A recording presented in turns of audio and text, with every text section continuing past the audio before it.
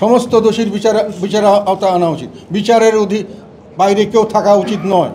যেই দোষ করেছে, যতটুকু দোষ করেছে তার জন্য তার বিচার হওয়া উচিত, এটা আমি বিশ্বাস করি এবং এটা আমরা জানিয়েছি।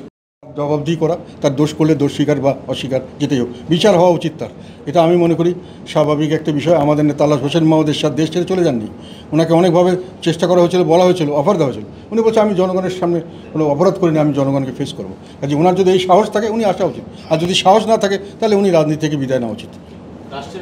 রাষ্ট্রের তার বিরুদ্ধে বিচারের উদ্যোগ নেওয়া উচিত কিনা আপনি অফকোর্স সমস্ত দোষীর বিচার আওতায় আনা উচিত। বিচারের বাইরে কেউ থাকা উচিত নয়।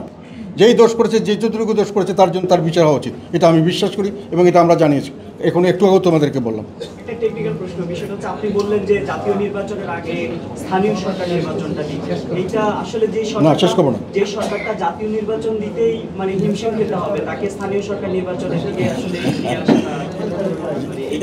হিমশিম খাবে এরকম করে আমার মনে হচ্ছে না। এবং